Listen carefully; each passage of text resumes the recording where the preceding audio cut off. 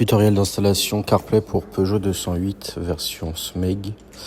Donc dans un premier temps, on va retirer le panneau principal de l'écran. Donc vous faites comme sur la vidéo pour vous aider à le retirer. Ensuite, il y aura une fiche à débrancher.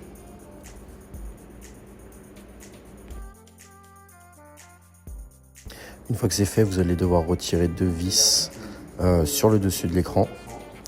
Donc comme sur la vidéo, une fois que les deux vis sont retirées, vous allez pouvoir appuyer sur les clips à l'aide d'un outil pour pouvoir retirer l'écran du véhicule.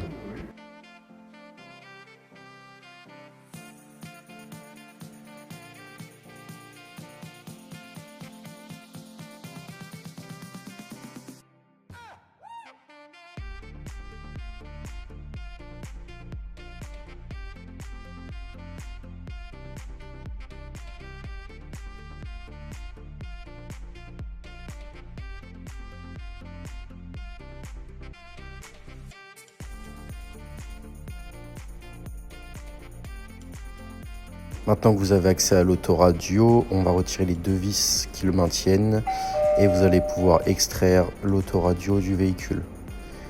Une fois que vous avez réussi à extraire l'autoradio, on va débrancher tous les câbles qui s'y trouvent à l'arrière.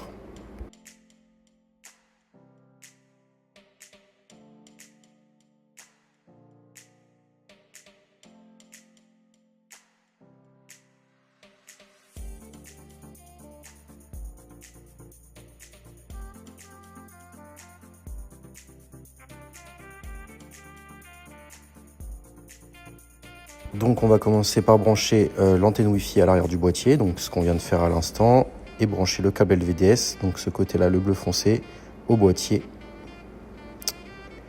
Donc ça c'est l'alimentation du boîtier, donc vous branchez l'alimentation sur le boîtier.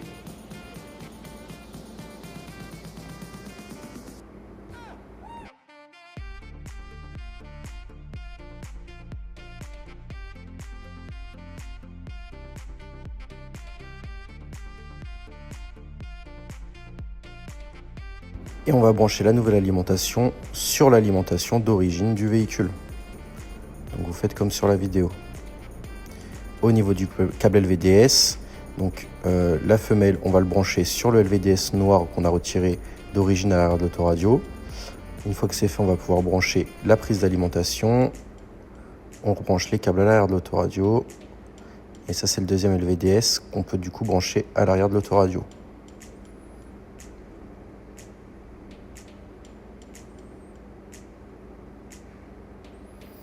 Au niveau des pins sur le boîtier, vous vous référez à l'arrière du boîtier pour mettre les pins sur on et sur off en fonction du véhicule. Généralement, il faut tout laisser sur off sur ce modèle. On va pouvoir rebrancher l'écran et faire nos tests.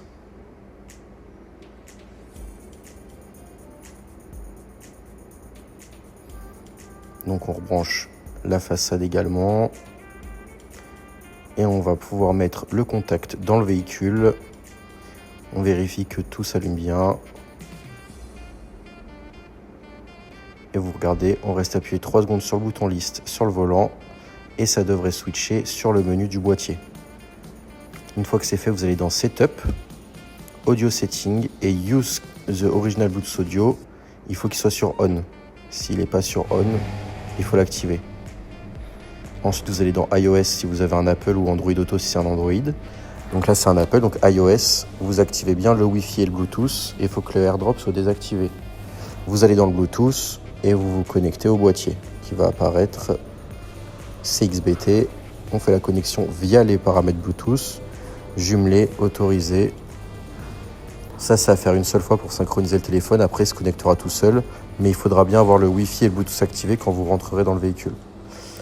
Et du coup, voilà, là, on est connecté à l'Apple CarPlay. Donc, tout fonctionne. On va pouvoir passer au remontage. Voilà, également, il faut que le téléphone soit connecté au Bluetooth d'origine du véhicule pour avoir le son. Parce que nous, on passe par le Bluetooth d'origine pour ne pas avoir de perte de qualité audio et que pour les appels, ça passe bien par le micro d'origine du véhicule. Donc, il faut que le téléphone soit connecté au CarPlay et au Bluetooth d'origine de la Peugeot. Et du coup, en sortie audio, vous sélectionnez Bluetooth. Et on peut repasser au remontage.